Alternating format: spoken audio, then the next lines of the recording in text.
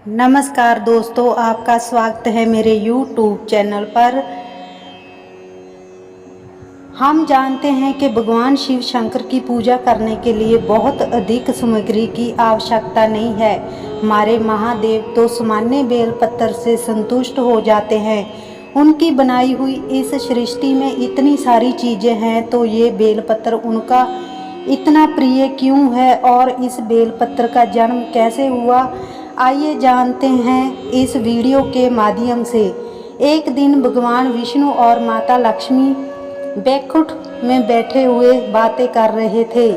माता लक्ष्मी ने पूछा, प्रभु मेरे मन में एक सवाल है, अगर आपकी आज्ञा हो तो मैं पूछना चाहती हूँ।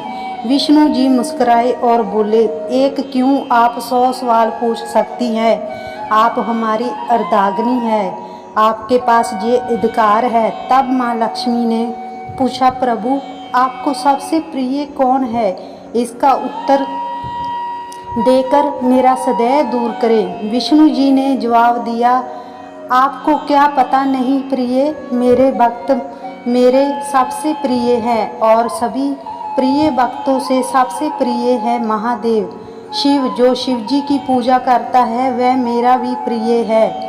शिव की आराधना के बिना तपस्या करने से कोई लाभ नहीं होता है, और जो मनुष्य शिव जी की पूजा किए बिना भोजन करता है वह नारायण का द्रोही होता है।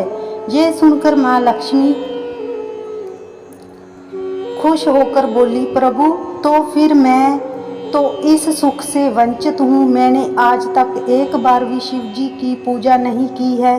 विष्णु जी ने कहा, देवी दुखी मत होइए, क्योंकि मैं और शिव हम भिन्न नहीं हैं। जो हरि है वही हरा है, अर्थात मेरी पूजा करने से आपको शिव पूजा का फल प्राप्त होता है। नारायण ने हंसकर कहा, यदि आपको इच्छा है तो कमल के पुष्प से उनका पूजन करो, वे अवश्य प्रसन्न होंगे। अपने पति की बात सुनकर माँ लक्ष्मी शिव जी की पूजा करने के लिए तैयार हुई। फिर एक दिन सुबह सुबह वह संसारी सरोवर से 108 कमल के फूल लेकर आई और ओम नमः शिवाय का जाप करते हुए शिवलिंग पर अर्पण करने लगी। सर्वोत्तम पूजा के दिन भी माँ लक्ष्मी तालाब से 108 कमल के फूल ले आई। वे एक बार ओम नमः शिवाय का जाप करती और शिवलिंग पर एक कमल का फूल चढ़ाती। इस तरह वे एक के बाद एक फूल शिवलिंग पर चढ़ाती जा रही थी और 2 बार मंत्र का जाप करना बाकी था। तब माँ लक्ष्मी ने देखा कि कमल के पुष्प तो समाप्त हो चुके थे। अरे फूल कहाँ पर है, एक बार नहीं 3 बार गिन चुकी हूँ। कहा गया 2 फूल किसने लिए। माँ लक्ष्मी चिंतित हो गई, अगर 108 फूल कमल के फूल नहीं चढ़ाए तो मेरी पूजा अधूरी रहेगी। अब वह क्या करे। दरअसल देवी लक्ष्मी की परीक्षा लेने के लिए ऐसा किसी और ने नहीं बल्कि स्वयं शिव शंकर ने किया था। लेकिन ये बात माँ लक्ष्मी को नहीं पता थी।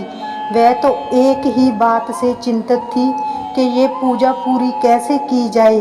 कुछ उपाय समझ ही नहीं आ रहा था। माता लक्ष्मी चिंतित थी, तभी अचानक उन्हें अपने पति की बात याद आ गई। कई बार विष्णु जी ने उनसे कहा कि आपका शरीर एक सरोवर है और उस सरोवर में कमल आपके सतन है।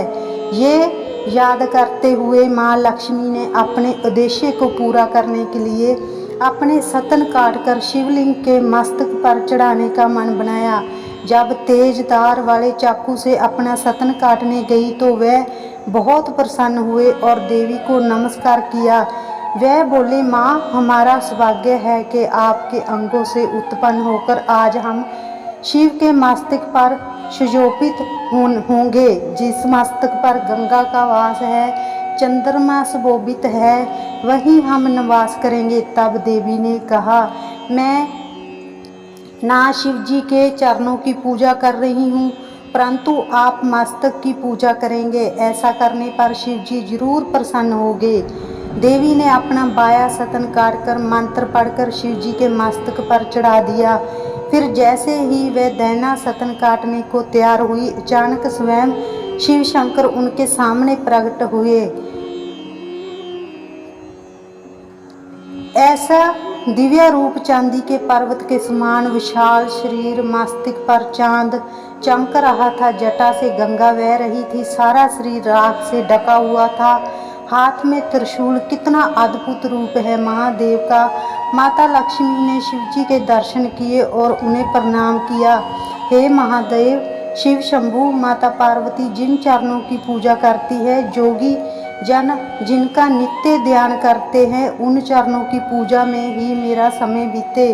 बस इतना आशीर्वाद दीजिए। भगवान भोलेनाथ संतुष्ट हुए और बोले, तथास्तु देवी लक्ष्मी, आपकी सभी मनोकामना पूर्ण हो। आप समग्र संसार के प्राणियों के लिए अन्नदाता बनेंगी। सभी आपको माँ के रूप में पूजा करेंगे। आपको पूजा करने वाले प्राणियों को कभी भी अन्न की कमी नहीं रहेगी। और भक्ति में आज आपने जो पूजा की है, उसी के अंश से जन्म होगा बेल के पेड़ का। बेल पत्र चढ़ाकर जो मेरी पूजा करेगा, मैं उसकी सारी मनोकामना पूर्ण करूँगा। कोई सोने के पुष्प या सोने का पत्थर भी इस बेल पत्र के समान नहीं हो पाएगा। ये सुनकर माता लक्ष्मी बहुत खुश हुई। शिवजी ने फिर कहा, एक बात और सुनो देवी, जो भक्त बेल पत्र पर चंदन लगाकर चढ़ाए, उसे मोक्ष की प्राप्ति होगी। बाद में शिवजी के आशीर्वाद से माँ लक्ष्मी का शरीर फिर से पहले जैसा हो गया। आशीर्वाद देकर शिवजी चले गए। फिर तुरंत ही शिवलिंग पर सतन कमल से बेल के पेड़ का जन्म हुआ। पलक झपकते ही शाखाएं फैल गई। पेड़ बेलपत्र से भरपूर हो गया। इंद्र, विष्णु, महेश तथा सभी देवी देवता ने पुष्प वर्षा की। वे सभी आए और उस पेड़ के पास पहुँचे। फिर एक स्वर में सभी ने कहा, ओम नमः शिवाय, ओम नमः शिवाय। तो दोस्तों, आपको मेरी ये वीडियो कैसी लगी, आप कमेंट बॉक्स में ज़रूर बताना। अगर आप मेरे चैनल पर नए हो तो चैनल को ज़्यादा से ज़्यादा सब्सक्राइब करना, वीडियो को लाइक करना, शेयर करना। आज की वीडियो में बस इतना ही। मिलते हैं अगली वीडियो में। हर हर महादेव।